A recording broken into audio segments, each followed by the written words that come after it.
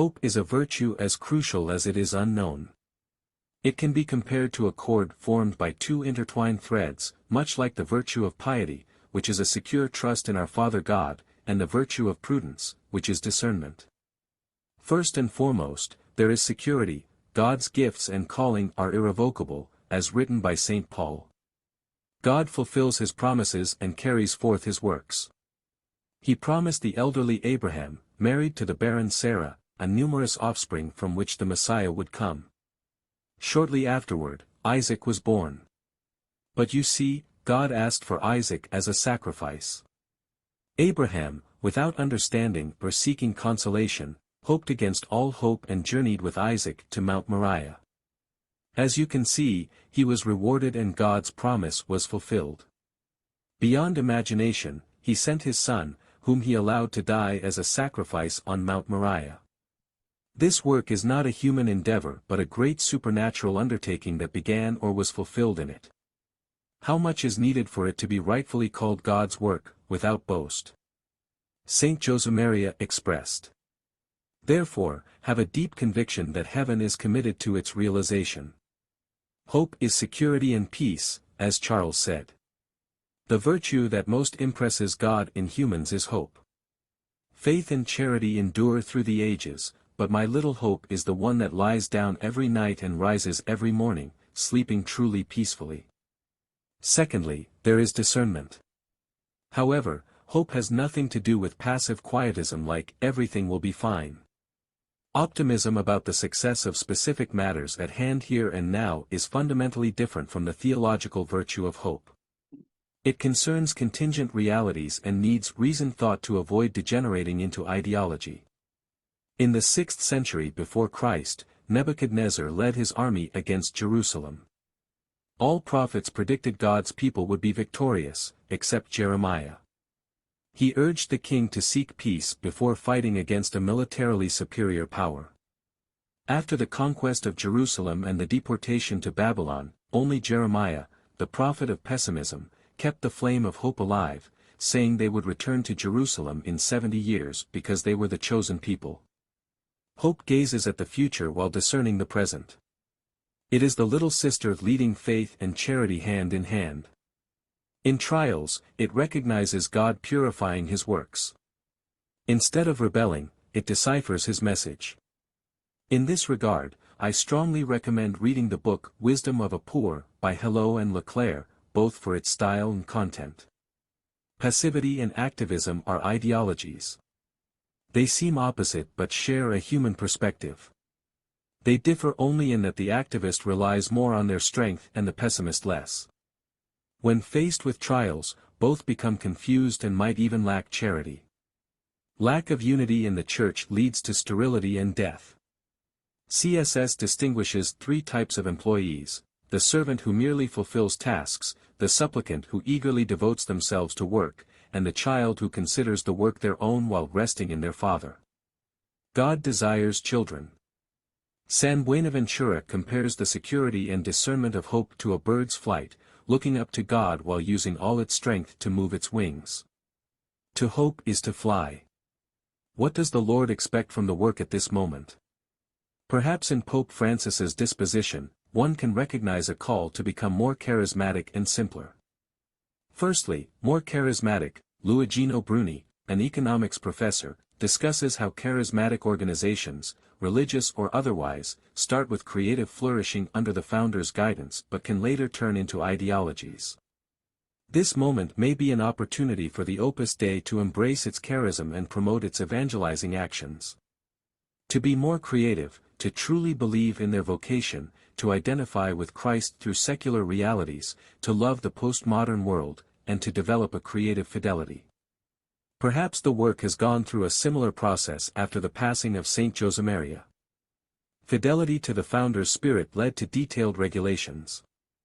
Legal matters continued, gaining weight. This happened during a transition to postmodernity, which erases references and drives the search for security.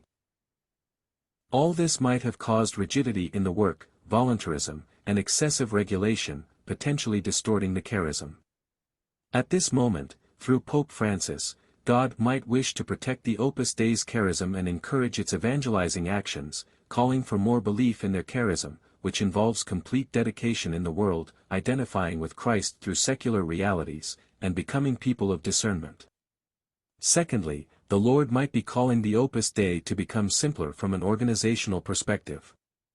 Pope Francis aims to confirm the Opus Dei's prelature in the truly charismatic context of the Church, aligning its organization with the Founder's teachings and the Council's ecclesiology on personal prelatures. This is to promote a governance based more on charism than hierarchical authority. The goal is to protect the unique gift of the work spirit. As Saint Josemaria said, what we desire is simply this, to harmonize the charism, the specific vocation we have received from God, with the norm, with a suitable legal statute that we can legitimately use with interior and exterior security before God, the Church, and humanity. This move towards institutional or structural simplicity might be supported by three aspects. Firstly, the regulation in the Code of Personal Prelatures is concise and refers to their own statutes. Secondly, the Opus Dei's adaptation of its statutes to new norms. The approval of these new statutes depends on whether recent legal reforms will have practical consequences for the members. Secondly, even if, in fact, nothing were to change, it is necessary to clarify the scope of assimilating prelatures to clerical associations. Assimilating is not the same as identifying, it's a legal technique that avoids repetition and facilitates the interpretation of new forms.